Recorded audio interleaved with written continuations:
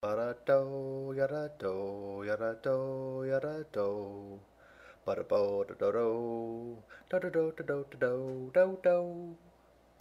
The exploitative relationship may be predator-prey, but it also may represent host and parasite, where the relationship is negative for the host and positive for the parasite.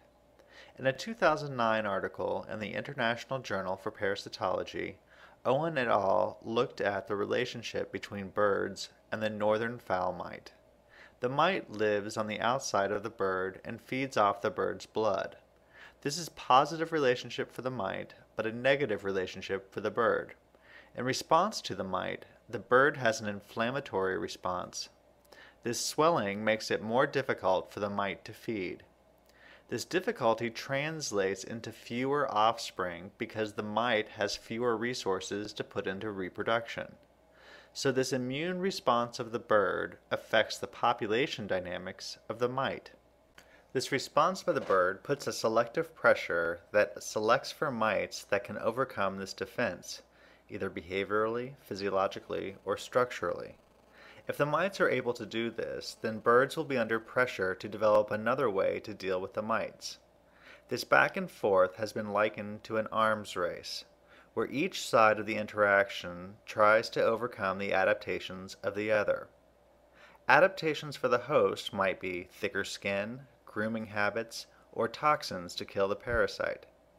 Adaptations for the parasite might include longer feeding apparatus, better attachment sites, or resistance to host toxins. If we go another size smaller, a similar relationship to parasite-host exists with pathogen and host. The interesting thing about the ecology of hosts and pathogens is the scale. Because of the size difference between host and pathogen, you can have an entire population, or even metapopulation, within a single host. Sometimes researchers will focus on the within-host dynamics. In this case, the population of pathogens occurs within a single host. So the host becomes not just an exploited resource, but also creates the abiotic conditions the interaction occurs in. In this scenario, you might have competition between two diseases taking place all within a single host.